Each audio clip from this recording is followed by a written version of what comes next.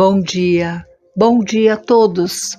Sejam todos muito bem-vindos a mais este domingo de encontro aos nossos irmãos e amigos espirituais através do nosso canal do YouTube, pela Casa dos Tarefeiros da Última Hora. E vamos assim dando para vocês pequenos recadinhos que se faz necessário. A nossa casa precisa que você esteja ligando, agendando os seus tratamentos. Por quê? Para que nós possamos te atender com mais calma, com tranquilidade, para que você possa receber tudo aquilo que é necessário para a sua melhora, independentemente da sua doença. Aqui no nosso vídeo já consta tanto o endereço como os telefones. E assim eu lhe convido a mais um encontro com esses nossos irmãos através do nosso Evangelho no Lar. Eu sou a Ana Cristina Cabreira Julião e vamos nesse instante de pura luz agradecer em primeiro lugar pela oportunidade e convidar os nossos irmãos e amigos espirituais para que eles possam estar entre nós, nos ajudando, nos acolhendo e possam ir adentrando em nosso lar para que possam fazer a limpeza e a higienização, retirando das paredes, dos pisos e dos tetos toda e qualquer manifestação da doença, da discórdia, do medo, da inveja, da ansiedade e de tudo mais que possa estar impregnado, nos trazendo sentimentos e pensamentos que já não fazem mais parte do nosso contexto. Que haja harmonia, tranquilidade, que haja respeito, serenidade entre todos e que haja muita cumplicidade no amor e na luz. E assim nós vamos dando por aberto mais este Evangelho no dia de hoje. Por fim, estamos agora no final da introdução ao estudo da doutrina espírita, que nos fala um pouquinho sobre prolegômenos, que nada mais é do que um amplo texto de introdutório que contém as noções preliminares necessárias à compreensão de um livro, ou noções ou princípios básicos para o estudo de um assunto para que possa ser melhor compreendido numa exploração de pensamentos e ideias, sendo utilizada a ferramenta da sabedoria. Sendo assim, São João Evangelista, Santo Agostinho, São Vicente de Paula, São Luís, o Espírito da Verdade, Sócrates, Platão, Fénelon, entre tantos outros pelo qual não se identificaram, nos deixaram um texto dentro do Livro dos Espíritos, pelo qual eu vou estar lendo para vocês. Ocupa-te com zelo e perseverança do trabalho que empreendeste com o nosso concurso, porque este trabalho é nosso. Nele pusemos a base do novo edifício que se eleva e um dia deverá reunir todos os homens num mesmo sentimento de amor e caridade. Mas antes de o divulgares, revele-os-emos juntos a fim de controlar todos os detalhes. Estaremos contigo sempre que o pedires, para te ajudar nos demais trabalhos, porque esta não é mais do que uma parte da missão que te foi confiada e que um de nós já te revelou. Entre os ensinamentos que se estão dados, alguns que deve guardar somente para ti, até nova ordem, avisaremos quando chegar o momento de o publicar. Enquanto isso, medite-os, a fim de estares pronto quando te avisarmos. Boras no cabeçalho do livro o ramo de parreira que desenhamos, porque é ele o emblema do trabalhador, do Criador. Todos os princípios materiais que podem melhor representar o corpo e o espírito, neles se encontram reunidos. O corpo é o ramo, o espírito é a seiva, a alma ou o espírito ligado à matéria é o bago.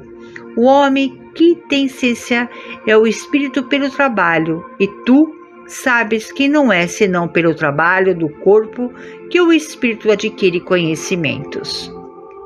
Não te deixes desencorajar pela crítica.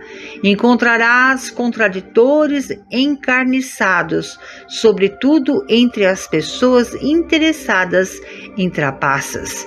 Encontrá-los mesmo entre os espíritos, pois aqueles que não são completamente desmaterializados procuram muitas vezes semear a dúvida por malícia ou por ignorância. Mas prossegue sempre. Crê em Deus e marcha confiante.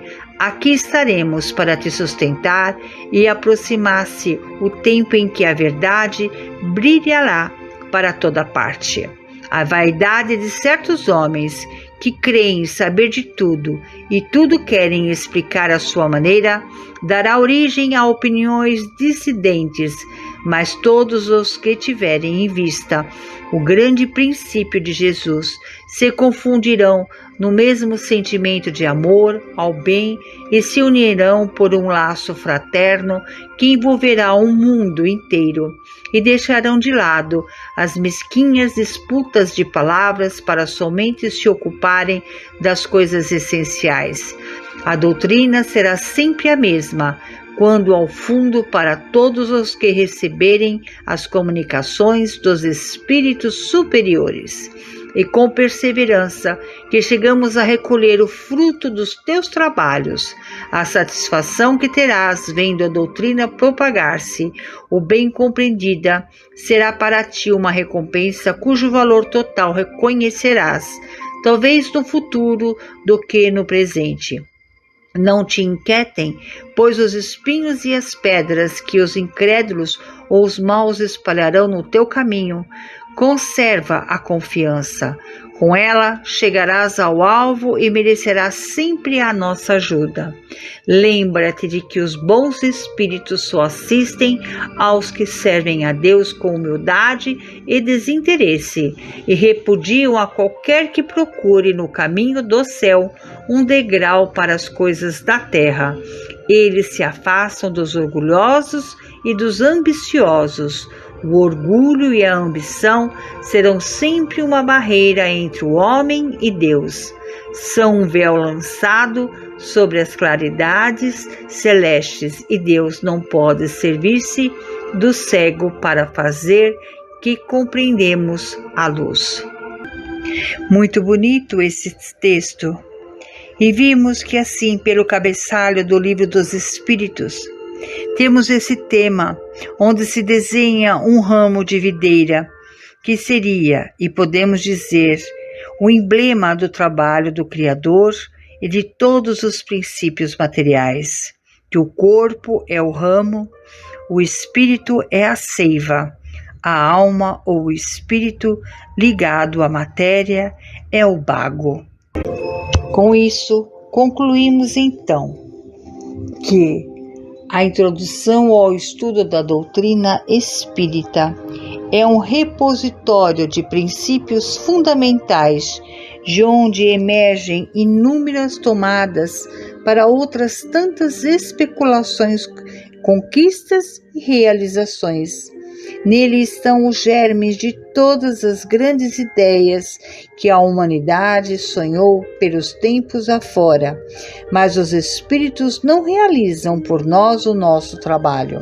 Nossa atitude, o nosso comprometimento deve ser constante para a melhora da nossa famosa reforma íntima. E respirando profundamente, vamos assim nesse instante reavaliar um pouquinho sobre tudo até o momento. Jesus empregava a simplicidade dos símbolos em sua linguagem. Os trabalhadores da primeira hora foram Moisés, os profetas e todos os espíritos superiores que reencarnaram para iniciar as diversas etapas do progresso. Eles foram os portas-vozes da espiritualidade. Os trabalhadores da segunda hora foram os primeiros mártires, aqueles que deram sua vida pelo cristianismo. Os apóstolos, os sábios, os filósofos, os pais da Igreja, entre eles Santo Agostinho e São Tomás de Aquino. Os trabalhadores da última hora são os espíritas. Eles foram anunciados e profetizados desde a vinda de Jesus, e mesmo chegando por último, eles receberão a mesma recompensa, ou melhor, receberão uma recompensa ainda maior. Por serem os últimos a chegar, os espíritas aproveitam o trabalho intelectual já realizado por seus antecessores, pois o homem deve herdar do homem. O trabalho dos espíritas e seus resultados são coletivos, e Deus abençoa a solidariedade. Muitos daquela época revivem hoje ou reviverão amanhã para completar a obra que outrora iniciaram. Mais de uma patriarca, mais de um profeta, mais de um discípulo do Cristo, mais de um pregador da fé cristã encontra-se entre vocês. Eles estão mais esclarecidos, mais adiantados, pois isso trabalham hoje na cúpula do edifício e não mais na base. Seus salários serão proporcionais ao seu mérito na obra. A reencarnação valoriza e faz com que a filiação espiritual se torne eterna. O espírito chamado a prestar contas de seu mandato terreno sente no ar o pensamento de seus antecessores e compreende que a tarefa que outrora começou deve continuar. Então retorna para a luta, amadurecido pela experiência adquirida, e procura avançar ainda mais. E todos os trabalhadores, tanto da primeira como da última hora, compreendem a profunda justiça de Deus. Em vez de se lamentarem, passam a adorá-lo. Um dos verdadeiros sentidos dessa parábola, onde os últimos serão os primeiros, como em todas as outras parábolas que Jesus dirigiu ao povo, contém o ensinamento de que a vida continua no futuro. As parábolas trazem, através de suas formas e imagens, a compreensão da magnífica harmonia entre todas as coisas do universo e da solidariedade que liga os seres de hoje com o passado e o futuro.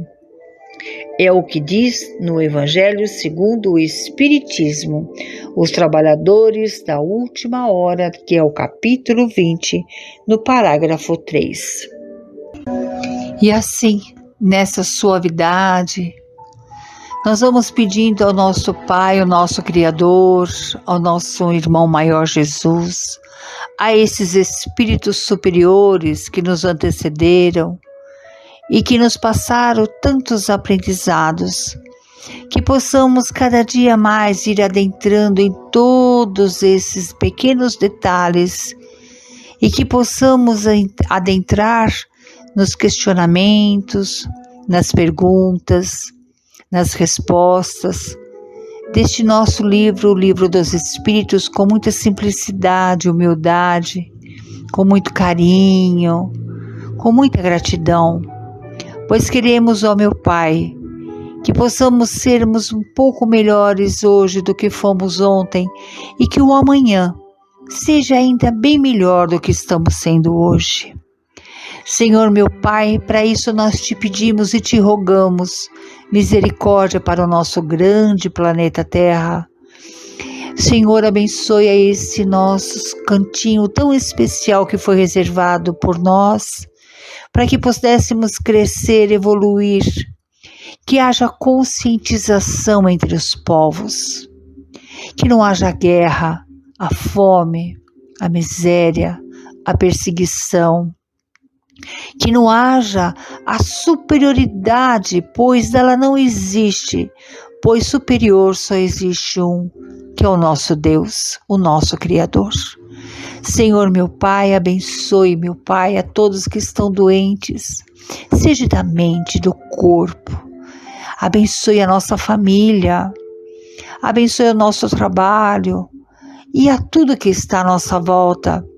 E se estamos vivendo momentos turbulentos, que possam ser amenizados para que possamos ter pelo menos um pouco de um fôlego, para que possamos assimilar melhor tudo aquilo que é necessário para a nossa melhora e pela melhora de todos que estão à nossa volta.